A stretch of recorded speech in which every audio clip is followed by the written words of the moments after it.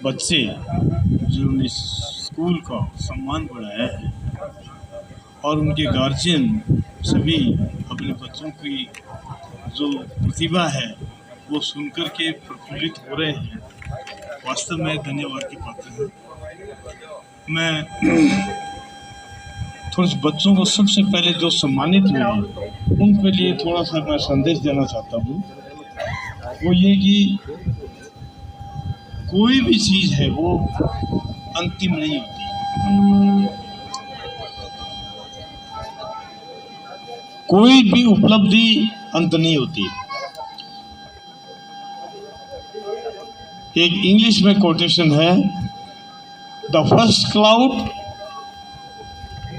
And the first mountain, lowest cloud and first mountain seems to the last one. जब बादल आते हैं तो नीचे का बादल ऐसा लगता है कि ये लास्ट है, लेकिन ये सीरीज है। हम उस बादल के बाद तो फिर बादल, फिर बादल। ऐसी स्थिति पहाड़ों की उदाहरण है। हम जब पहाड़ की तलहटी में जाते हैं तो ऐसा लगता है कि ये चोटी अंतिम है, लेकिन जब उस पर हम जाते हैं तो उस एक श्रेणी और है। कहना ये चाहता हूँ मैं कि जिन बच्चों ने अपनी प्रतिभा को संवार करके आपने किया है, ये अंतिम नहीं है। एक बार हम घांगू से ही एक पिकनिक के रूप में घुमाने के लिहाज से बच्चों को लेके गए थे पिलानी। पिलानी की श्री जो है वो एशिया में प्रसिद्ध है। हमने गौर से देखा तो वहां पर हमने कहीं भी कोई उस बिल्डिंग में मोटर्स नहीं देखे। आदर्श वाक्य होते हैं, श्री में आज भी आप देखेंगे कोई मोटर्स नहीं है।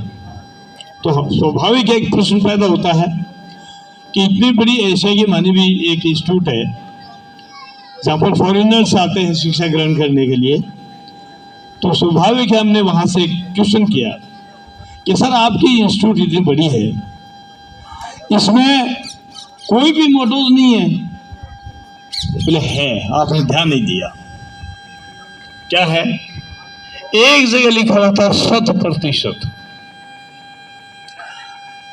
99 निकल ले लिया आपने, तो हमारा लक्ष्य थी वो एक कहाँ गया।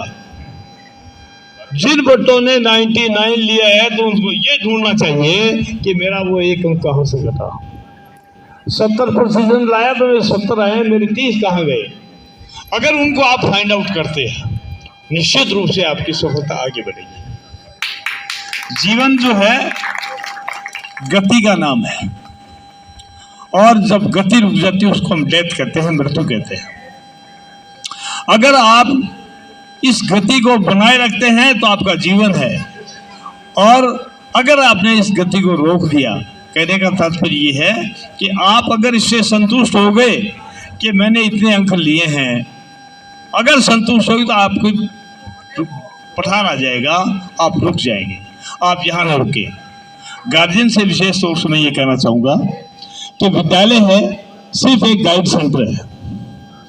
ये निर्देश देते हैं, क्लास में टीचर पढ़ाता है, उसी क्लास में 100% वाले बच्चे हैं, उसमें असफल होने वाले भी हैं, क्लास वही की है। लेकिन इसके पीछे गार्जियंस का रोल होता है। गार्जियंस अपनी ड्यूटी में, अरे यहाँ पर 5 घंटे आते हैं, 19 घंटे आपके पास रहते हैं। अपने बच्चों के आप देखें कि मेरा बच्चा कब सोता है, कहाँ रहता है, किसके साथ रहता है, पढ़ाई में कितना है, किताब कितना करता है। हर चीज़ को आप अगर माइन्यूटली से देखेंगे, निश्चित रूप से आपका बच्चा आपको रिजल्ट देगा और आपका सम्मान करेगा। इसलिए स्कूल में भेज देना, कलीराम जी की स्कूल अच्छा रिजल्ट दिए वहाँ भेज रहे हैं, ये आपकी ड्यूटी यहाँ भेजने से खत्म नहीं होती। आपका सहयोग जरूरी है। आपका इस विद्यालय में जो ये रिजल्ट देते हैं, आप अपने को भेजते हैं, ये इनको प्रोत्साहन मिलता है, क्योंकि प्राइवेट इंस्टीट्यूट है, इनको रेवेन्यू मिलती है तो बच्चों से मिलती है, और बच्चों को रिजल्ट देते तो आप भेजेंगे। तो निश्चित रूप से ये विद्यालय, मैं यहाँ था, मैंने 29 साल घांगू में किया है। आपको मैं थोड़ी एक क्षेत्र की बात बताऊँ। वैसे मैं फिजिकल एजुकेशन टीचर था। मैंने बच्चों को, मेरे पास फिजिकल का था वो मैंने दिया, ये क्षेत्र जानता है। लेकिन भागीर जी कसवा यहाँ पर ज्योग्राफी पढ़ाया करते थे, वो रिटायरमेंट हो गए। हम जब पढ़ते थे पुराने जब 67, 68, 69 में, तो मेरे ऑप्शन ज्योग्राफी रहा था।